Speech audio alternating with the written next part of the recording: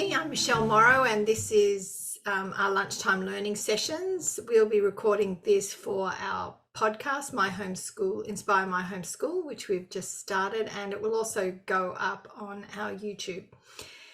Today I'm interviewing Cathy McKay, and we're going to talk about parent culture. I've known Catherine for she said she's been homeschooling for 12 years. I think I must have met her in her first year of homeschooling. She has 6 fantastic children and only one girl. She said she recently just had a birthday and she's a lot younger than me. So let's get into it. So do you just want to say hi, Cathy? Yeah, well, thanks for having me, Michelle. It's really lovely to stop at lunchtime and talk about the work that we're doing. Well, what we're going to talk about today is parent culture and how parenting and homeschooling go hand in hand. I often think that you can't separate the two.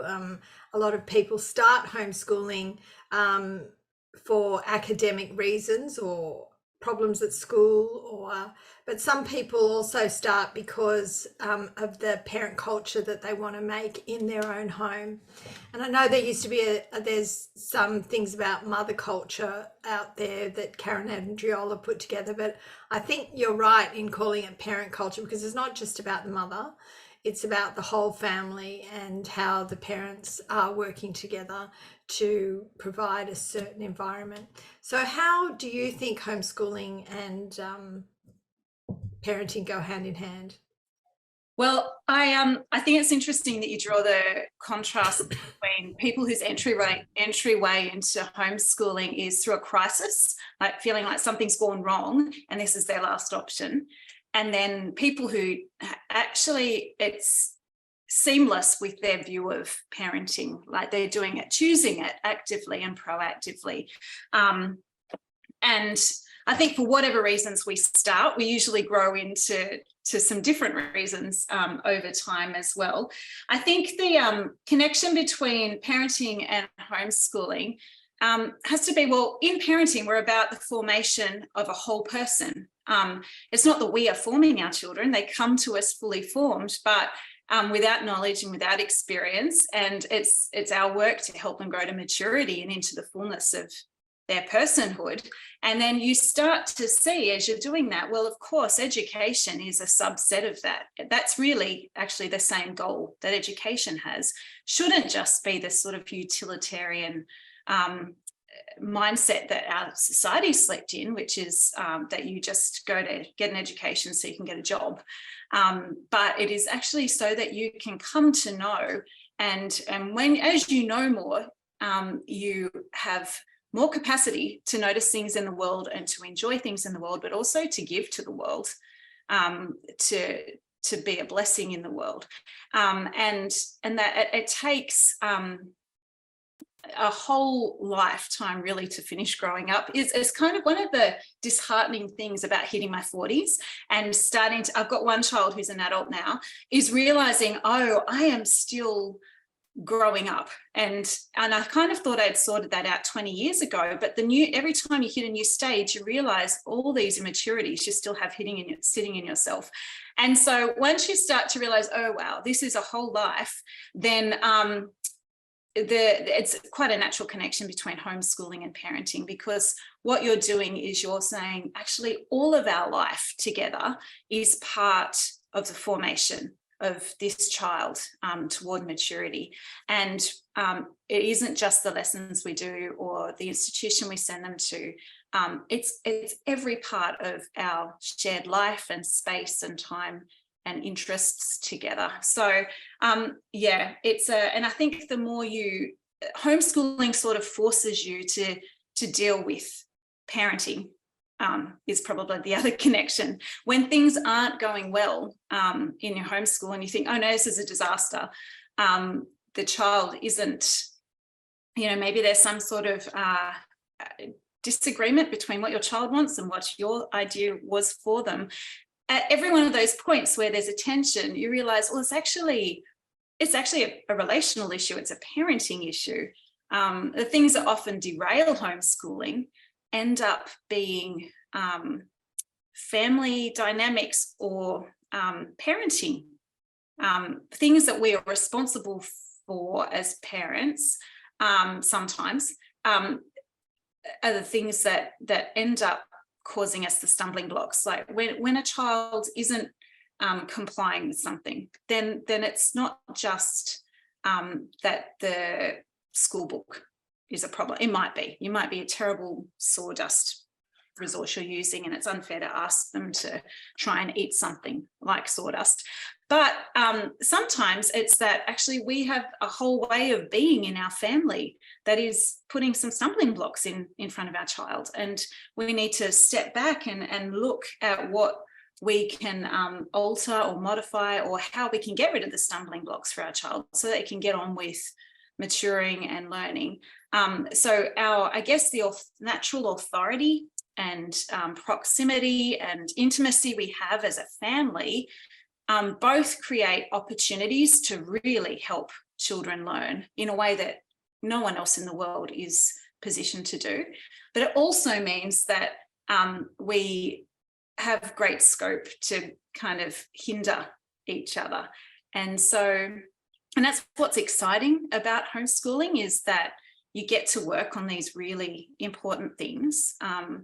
But it's also what's overwhelming, because you can't say, oh, it's the school's fault or whatever. If something's going wrong, you feel an enormous sense of responsibility and often powerlessness. And so, often, like in anything in life, the greater the blessing, often the weightier the responsibility and the difficulties that can come with it. So I think they do go together. That's wonderful, and also terrifying at times. Yeah, Catherine, I could just sit here and listen to you, and I forget that I'm actually hosting the podcast, because everything you say is just so resonates so well.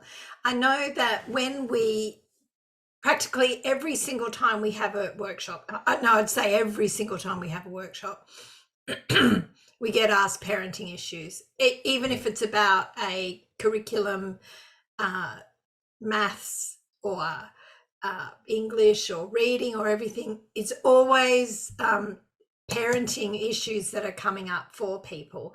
So how would you say someone who's having issues can start to deal with the parenting issues that they're having when it's sort of clashing with their homeschooling? Where would you sort of send them, or how do they get the wisdom they need? Because that's where, they're really at a crossroads, because they don't know how to deal with it. And so they give up, and they think school's so much easier because I don't have to deal with it.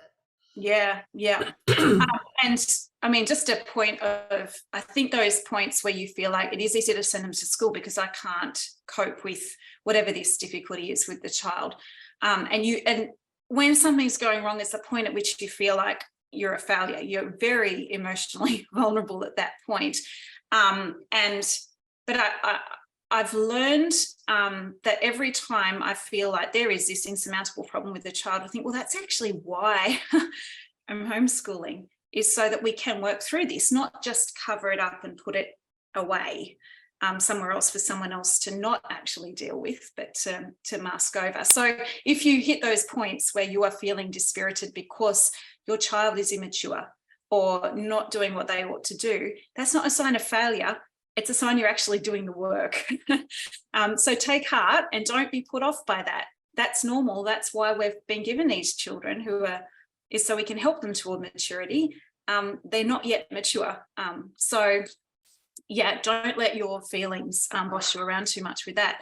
But the question you are asking, I think when we're trying to figure out how to, there are a lot of questions to ask. And I think one of the problems is we have a presenting issue and we often take it online and Google a response, and then a stranger gives us their advice, but they're not actually seeing all the variables in your life.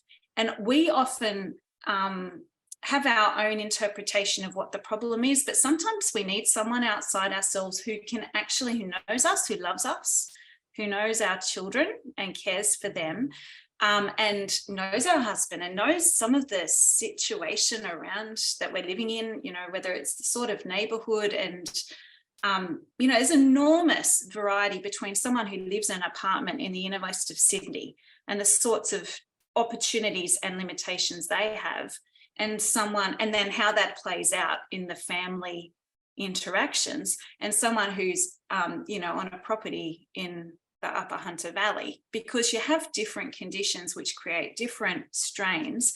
So having someone who actually knows you and loves you, and even if they're not going to be an expert, I think having the humility to say to them, I'm seeing this problem in our family. And make sure you're not talking to everyone and anyone and everyone. Respect your child's privacy, and honor your children by not, disclosing too much. But if there is someone you can trust, actually inviting their observations, because they might have noticed something that they wouldn't dare bring up, that they might see something, and it might be a little thing. But sometimes they see past our own blind spots, and just they might have a suggestion, and it might be a tiny thing that you can change that makes an enormous difference. So I would prioritize face-to-face feedback and help wherever you can find it. And then I think there's a difference between struggling with the parenting stuff if your child is 3 and struggling when they're 12 or then 15. So I think know the stage you're in, and know what your authority is meant to look like in that stage. Like when they're little, you're meant to be training them in the habits of what is good. And that's very different from when they're 15, when you can't go and treat them like a 3-year-old. For better or worse, the ship has sailed on some things. And so you need to do what you can to go for the relationship and be alongside them, rather than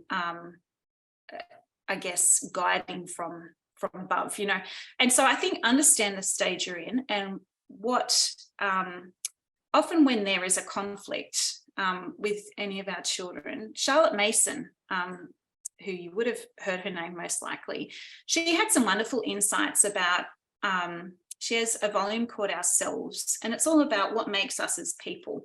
And we get out of order. Like there are lots of appetites and desires we have, and they are good servants to us.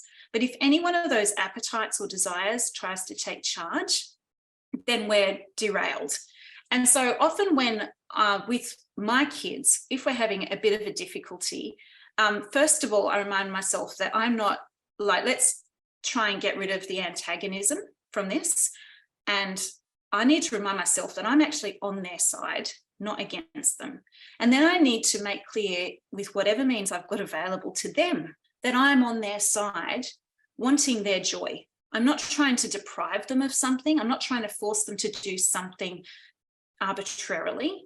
That I am trying to use the authority and the responsibility I've got for their joy, for their good, not just immediately, but long term.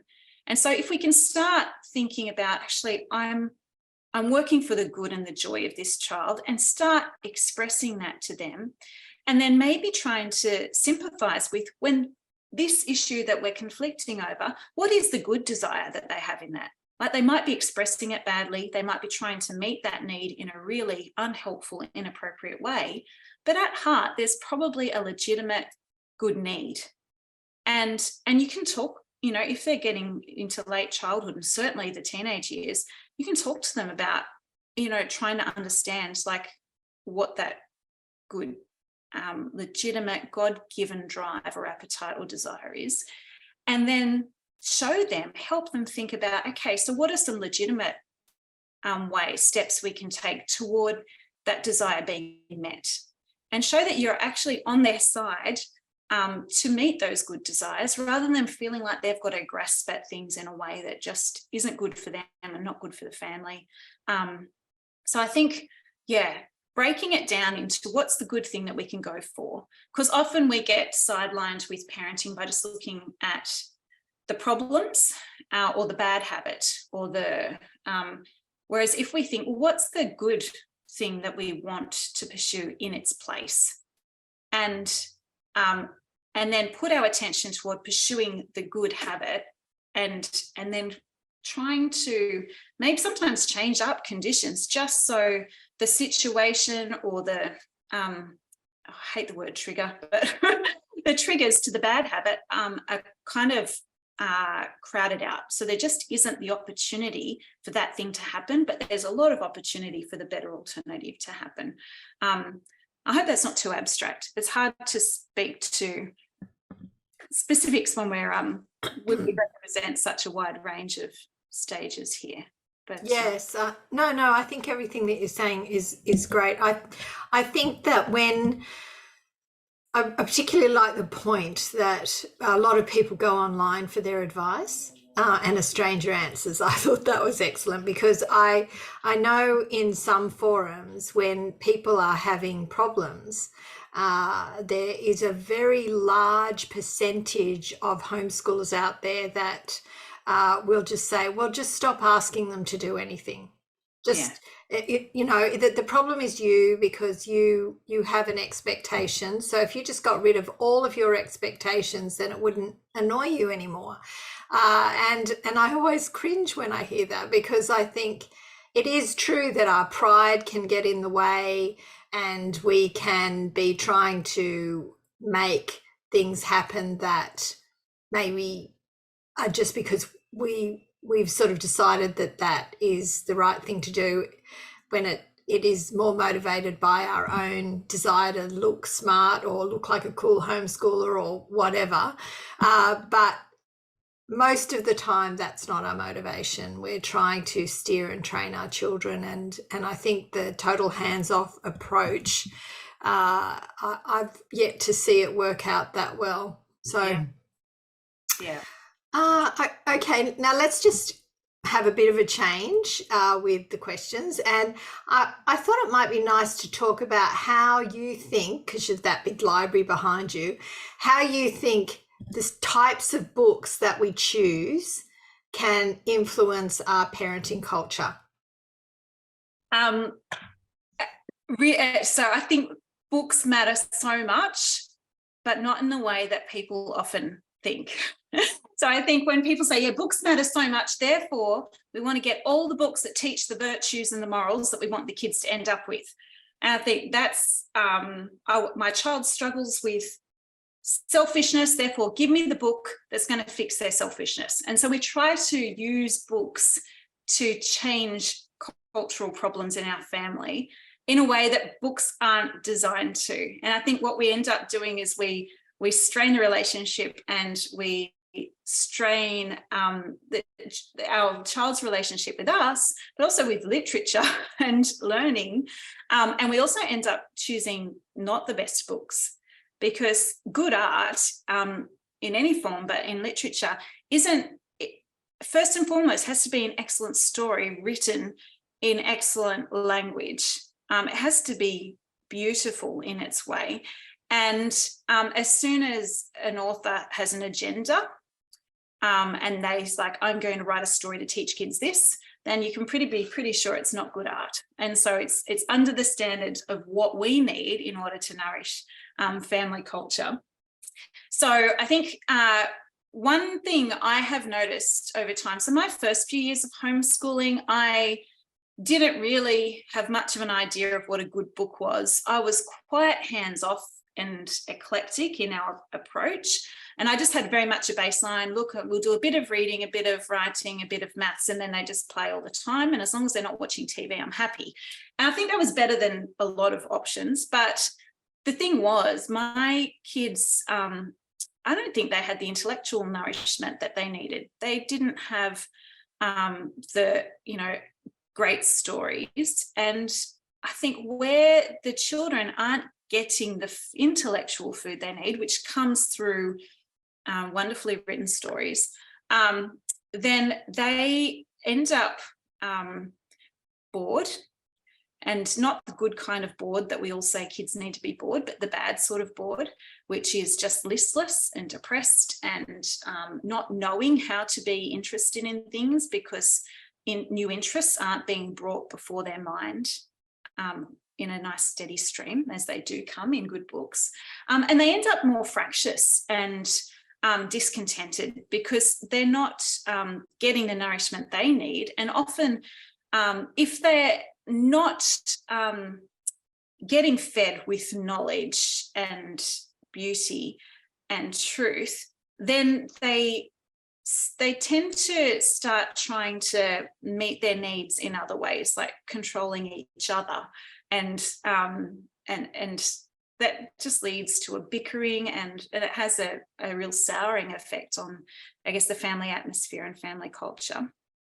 So positively, once I just sort of discovered better books and Charlotte Mason, and I started being a bit more methodical about just the diet, I guess, that I was giving my kids every day, they were getting more stories, more just excellently written books. So all the genres, you've got your biography and your myths and legends and poetry, and you've got picture studies, alongside that, and fairy tales and your historical fiction, lots of different kinds of knowledge all coming together. And then that has a satiating effect, I think, on their intellect.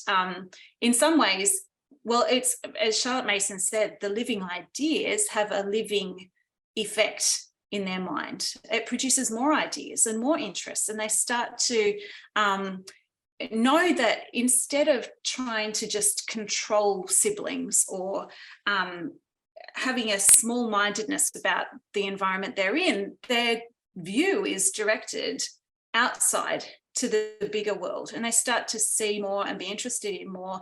And you cannot, the one thing you are allowed to take charge of in this world isn't another person, isn't your siblings, it's knowledge. You're allowed to go, and you're not going to run out of that.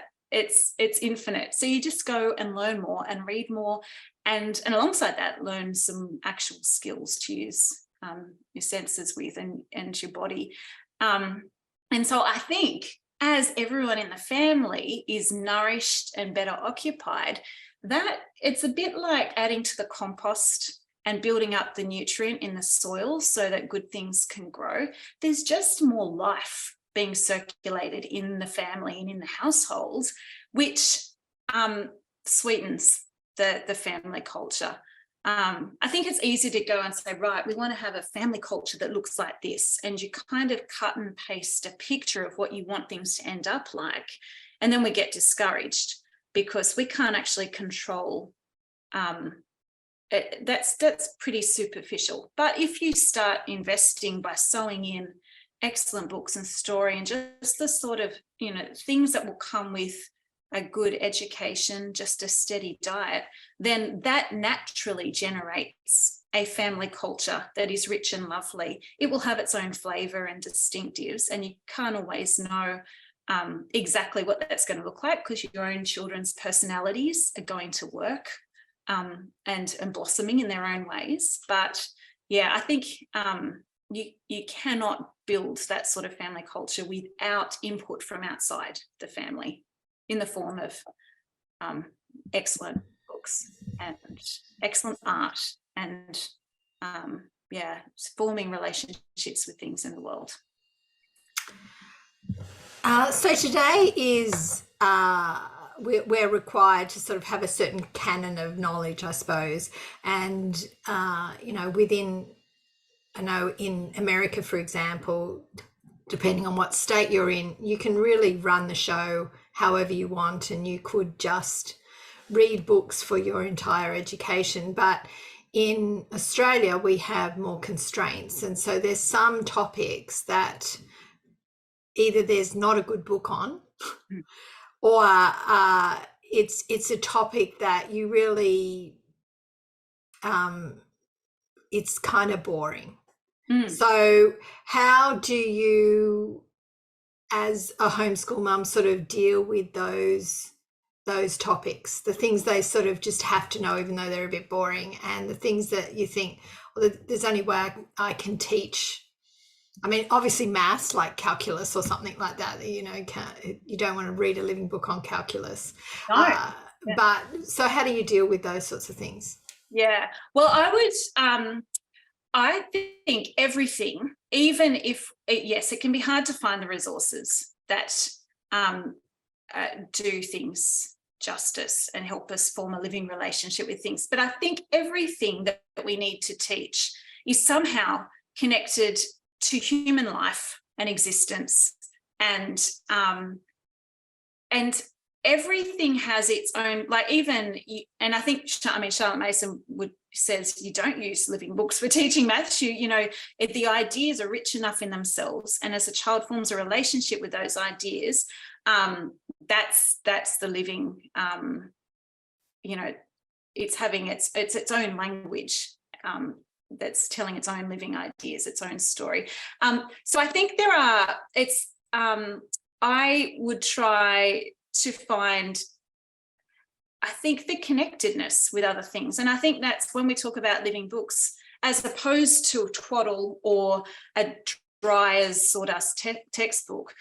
The sorts of textbooks we're avoiding are the things which are just the facts labeled with your little pictures, and they don't actually have ideas. They don't show the relationships between the facts and how they're connected to all the other ideas and realities and phenomena in the world. And so once you start to see the connectedness between things, then even if in isolation, a thing, it might be an aspect of civics or government or whatever, might be really invigorating for some people. For other people, it feels like, you've just got to know how to do it. But once you start to see, it's a little bland looking thing.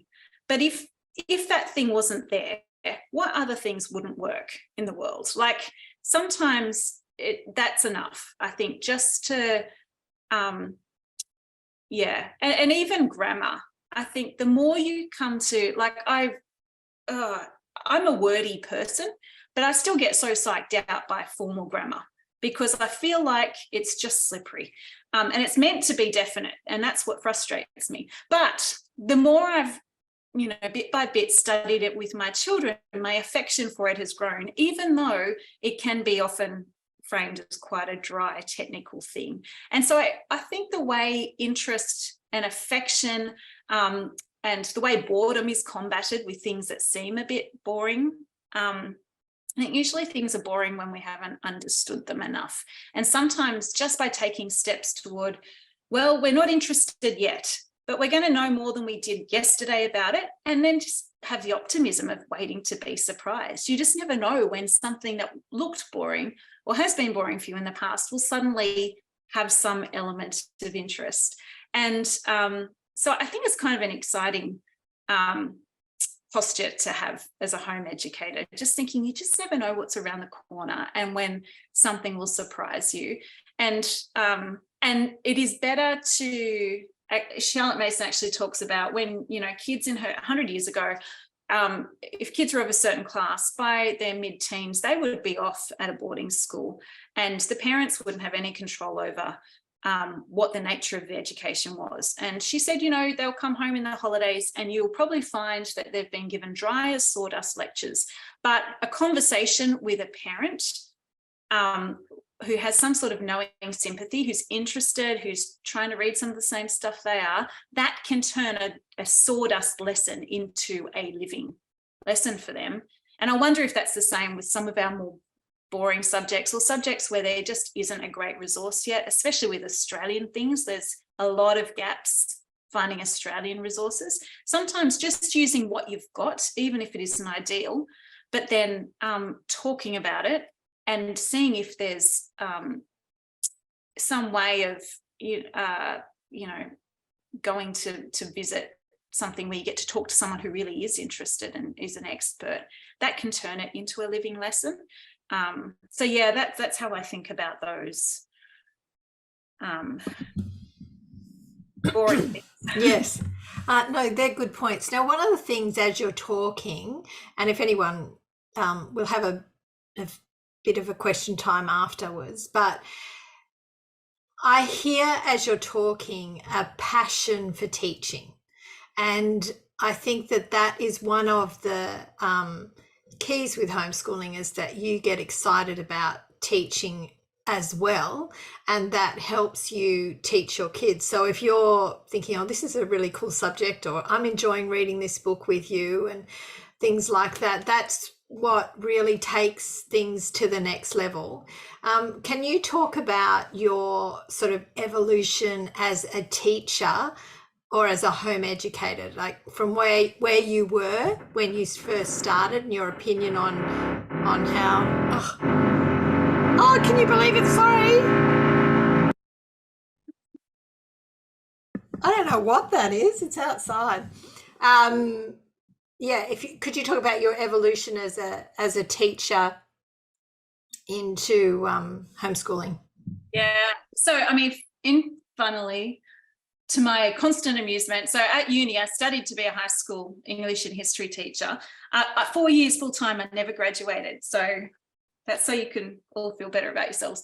But I think I did enough of educational philosophy and all that stuff to realize, actually, I think what counts for best practice is very hard to pull off in a classroom. And so I think that gave me confidence to, classrooms as they exist these days generally. So that gave me some confidence to at least have a go. And I knew enough about a syllabus to jump through hoops for registration or whatever. But as I said earlier, my first few years, I think I had the arrogance of thinking, I've studied this stuff. I know about learning. And I didn't really put much effort into continuing to develop my educational philosophy and think through those things. And I think I had a very utilitarian view of education, that as long as my kids learn to read, they're fine. They can then they can learn anything as long as they learn to read. And my work here is done. And I soon realized that there is an enormous difference between knowing how to read and wanting to learn. And even there's a difference between a child who is good at reading and reads a lot in childhood, and then as a teenager, doesn't necessarily mean they're going to keep reading. And as an adult, it doesn't mean they're going to keep pursuing knowledge. Like, there are different appetites at play here. So I think it wasn't until my eldest was sort of 11, 12 that I started to feel the weightiness, I think I'd gotten out of my baby, toddler, childbearing. I'd started to have some better sleeps probably. And so I started to give a bit more attention to what are we doing now as homeschoolers. And I felt the weightiness of, actually, I have a responsibility here to educate, to provide for the education of my children. And so with that, I started, reading more of Charlotte Mason, and I just found her ideas very compelling, challenging, because I realized how much of my own, our homeschool was flavored by my arbitrary use of my authority as a parent. I just didn't feel like getting up every day and reading a certain methodical, prearranged set of books. I thought, well, I may not feel like doing that tomorrow. Why would I say I'm going to plan to do this curriculum? Or I might feel like going to the beach at 9 o'clock tomorrow morning. So, or I might want a nap.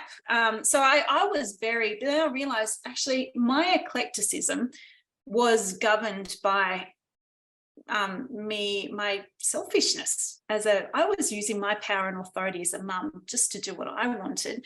And so as I started thinking, actually, what is good for my children? What do they need? And I might have to actually change, I guess, grow in some things myself in order to make provision for them. So I think, around probably 6-7 years ago, I started to realize, actually, all my own immaturities and preferences as a parent were getting in the way of offering what was needed to my children. And so as I thought, like, I'm not a schedule sort of person. They terrify me. I didn't have any confidence in my body's ability to function consistently, just with fatigue and autoimmune things. I thought there are some days where I get up and I think I can't even get out of bed, so how am I going to have a schedule? But I got to a point where I thought, you know what, I cannot speak authoritatively about schedules aren't for me, blah, blah, blah, until I give it a go. Until I say, right, I'm going to give 6 months or 12 months a go at planning ahead what we're going to do. And I'm going to give this work the respect it's due. So if I were going out to paid work, I wouldn't be catching up for a cup of tea at 9 o'clock or 10 o'clock in the morning. If I was out at work, I wouldn't be scrolling Instagram. I wouldn't even be multitasking my housework. So I thought, actually, maybe I'm finding homeschooling harder, which by the time my eldest was 12, so there were 6 kids by then, it was harder because there were so many of them. And I was in a constant state of decision fatigue. So I thought, I can't even remember what book you were reading last week, let alone you, this other person. And so it was overwhelming. I thought, I've actually got to start choosing what we're doing, writing down what we're doing, because I can't remember anything. And then we're just going to stick with it. And I'm going to set aside the mornings, which was hard because in our area, a lot of the homeschool activities are at 10 o'clock in the morning on a Tuesday or something. I thought, well, I can't, that just pretty much eliminates Tuesdays from doing any pre-planned, methodical schoolwork. So I did this experiment for the year of, okay, Monday to Friday, 9 until lunchtime, we're at home and I don't have visitors. I'm not on my phone. I don't make appointments for that time. And I'm trying not to do my housework in that time. I'm going to which means less gets done.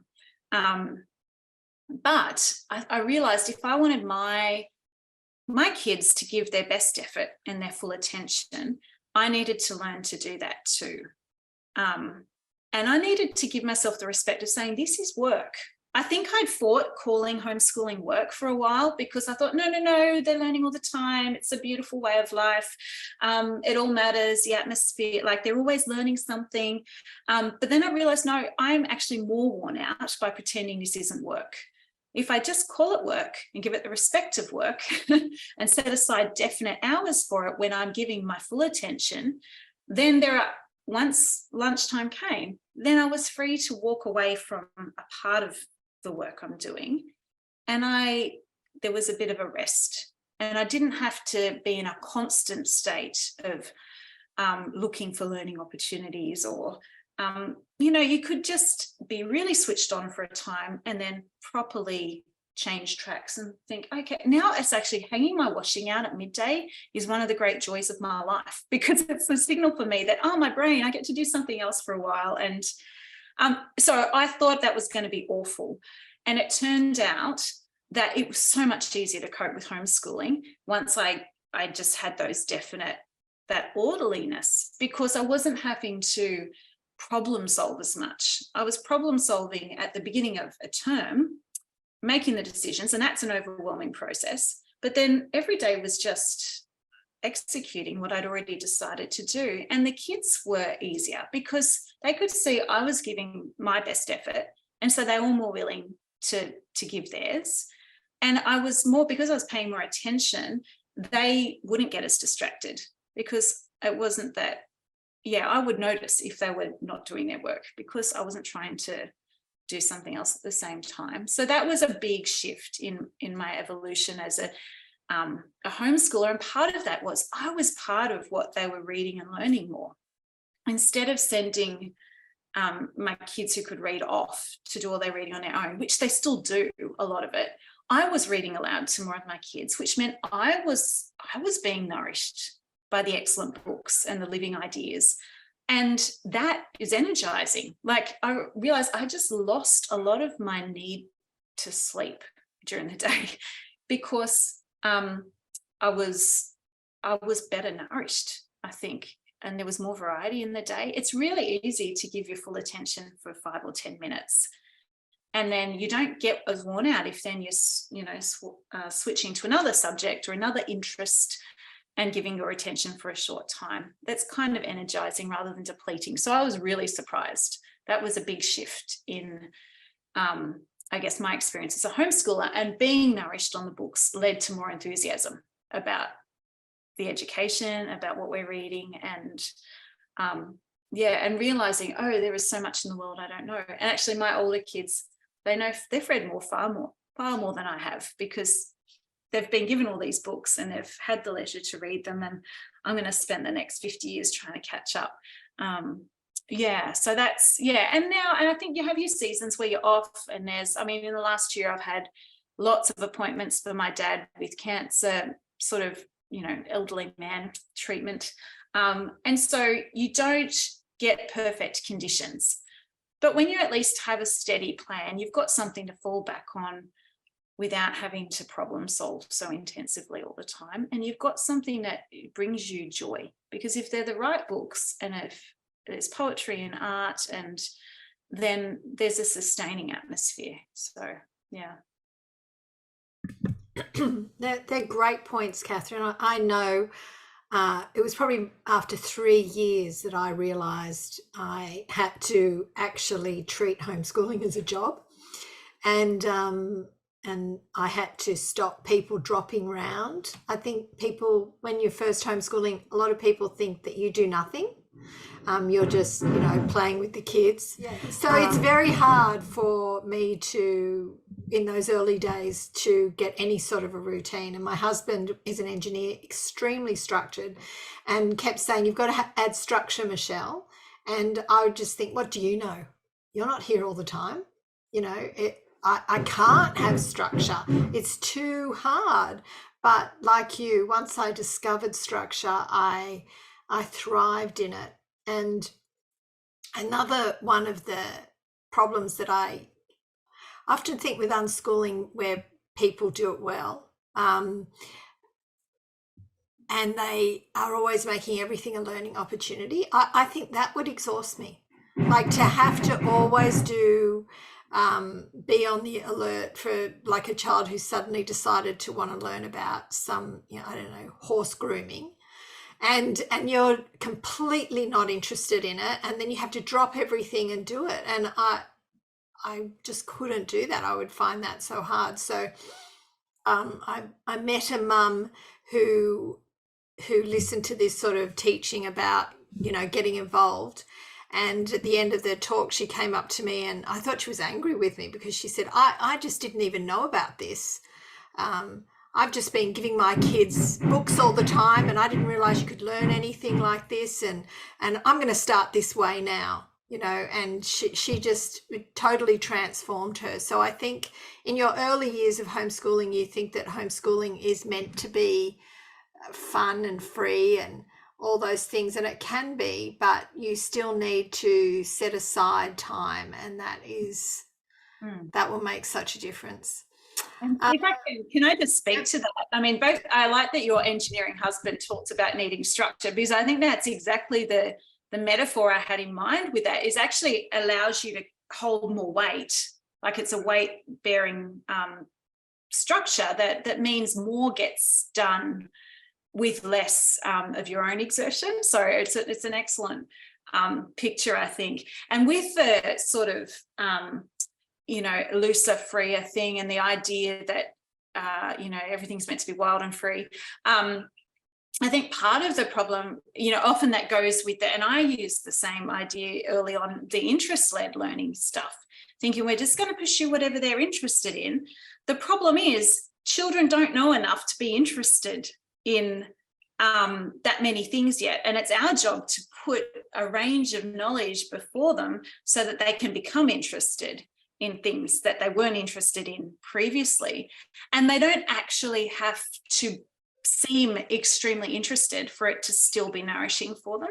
Like, I think there are sentimental things that just end up being, sounds lovely, like the whole freedom and learning to love books and loving learning, and we just want them to love what they're doing. And I think, well, if that's our standard, we can be really discouraged when it's just a bit of a slog time, and yeah, and we can often then switch out things too soon that are actually really good, and we might be on the cusp of something great, but if they're not loving it, or it's boring, or it seems like it's just not the freeing experience we thought, then we can actually end up lopping off the branch that's about to bud, because we've just got this picture of, you know, sentimental frolicking.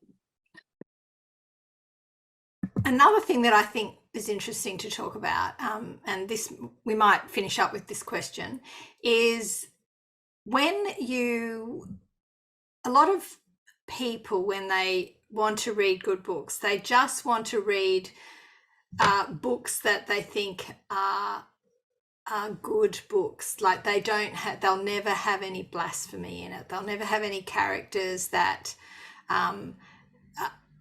would live a lifestyle that they don't condone. They want everything to be somewhat sanitized. So they're not actually picking the book for, like you said, you know, say you're having another baby, so they want to pick a book where, you know, the person gets a sibling, or grandma's sick, and so you want to pick a book with grandma sick, or not those sort of books. It's more the ones that I don't want my daughter to have any romance in any of her books until she's, I don't know, 20. I don't want my son to ever hear of a magical thing, because magic is evil. And so I remember I was like that too. I wouldn't let my kids read Hansel. My mother read my kids Hansel and Gretel, and I'm like, they are not allowed to read that book. That witch sticking them in the cupboard, you know, and they're handing out their bone to pretend that they're like really skinny and stuff like that. You know, you're not allowed to read those books. And so how do you decide about books that have things in them that, you know, you wouldn't support? Yeah, I mean, and Shakespeare is another one that comes under the... Yes. I remember we were at a Shakespeare reading one time, and there was this graphic comment in the reading, and my friend and I both looked at each other and we thought, glad they haven't asked us to explain that one. Yeah, it's interesting because I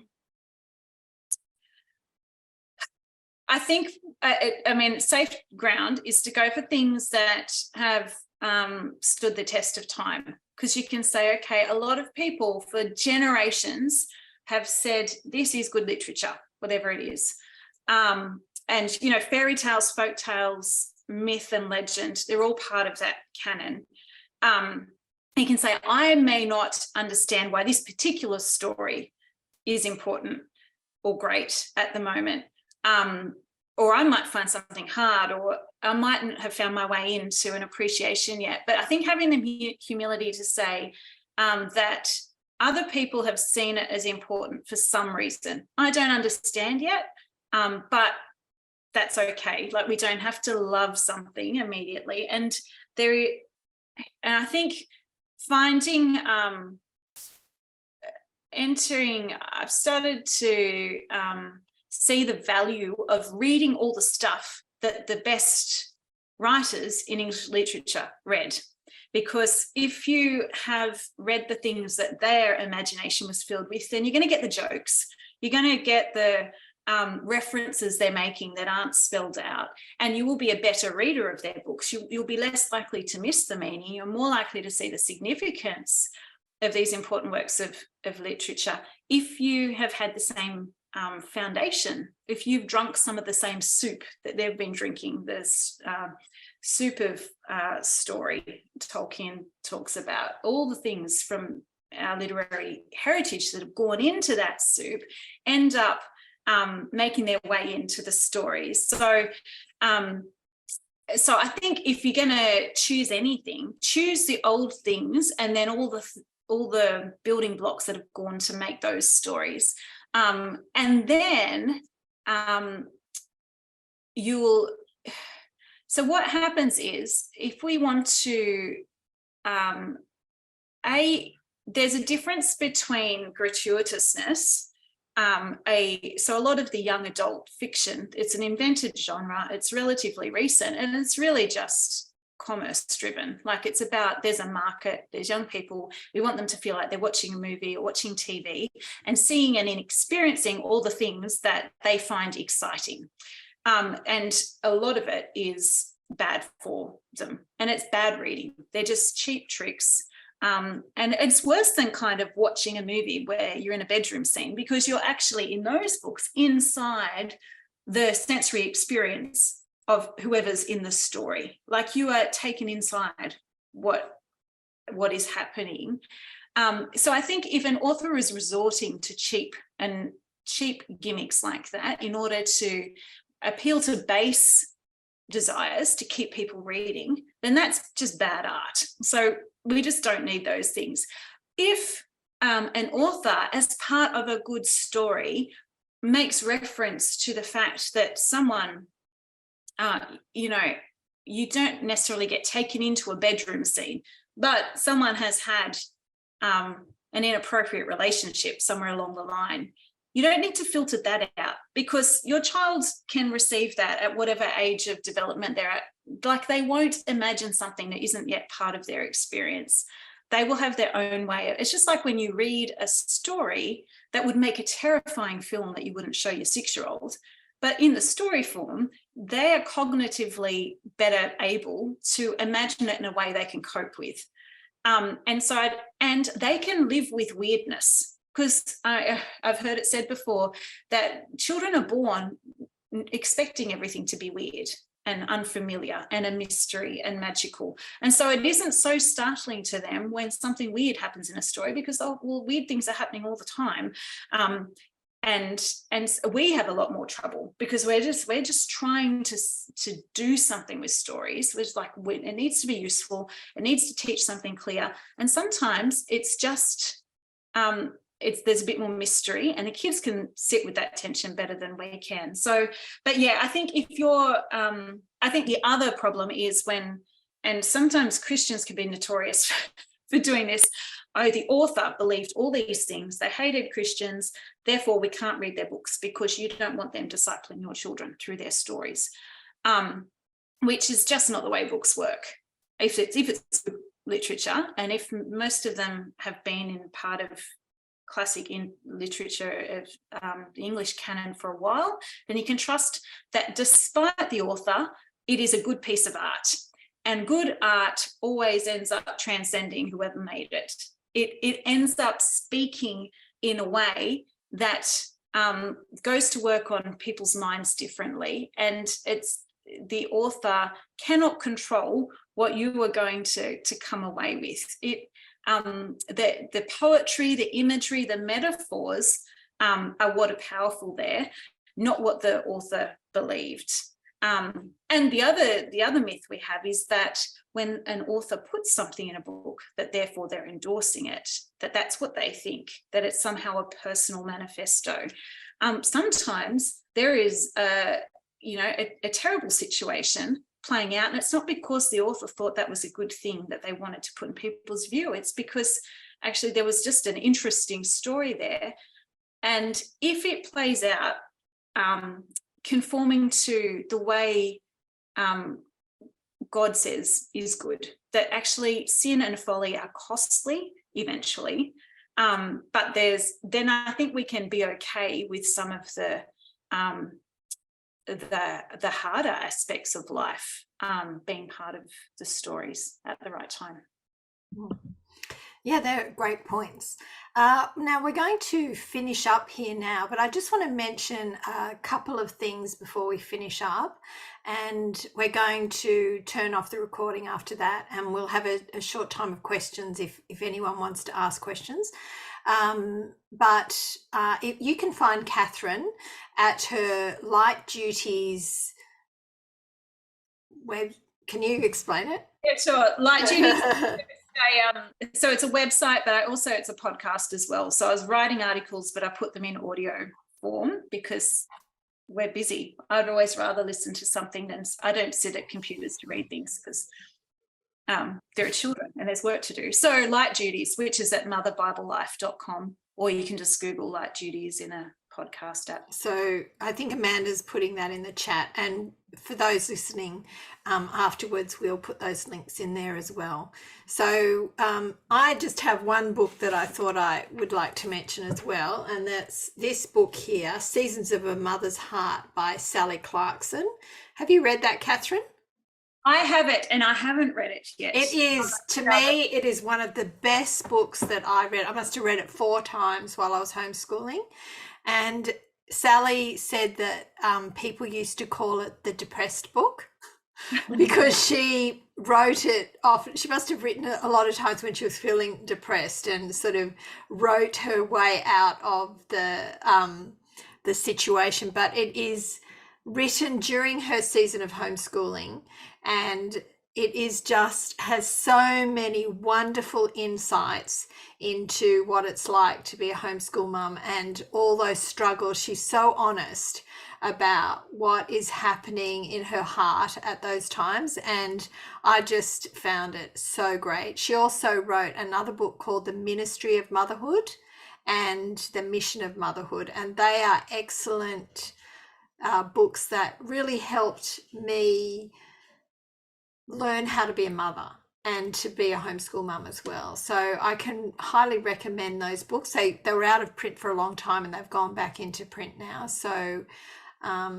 if you like this topic and you want to learn more, those books are great. So sorry, Michelle, what was the main one that you mentioned first? So what was the name of the main Seasons of a Mother's Heart that's it. by Sally Clarkson. And the other 2 books were also by Sally Clarkson, The Ministry of Motherhood and The Mission of Motherhood. And Mission of Motherhood and Ministry of Motherhood we had as a co-op group where the mums all came together and we would discuss chapters, and there was about 20 of us, and we had such a good experience because there's questions at the end. So if you feel like grabbing some mums together to do it, and you don't necessarily have to be a homeschool mum for those 2 Mission of Motherhoods and Ministry of Motherhood.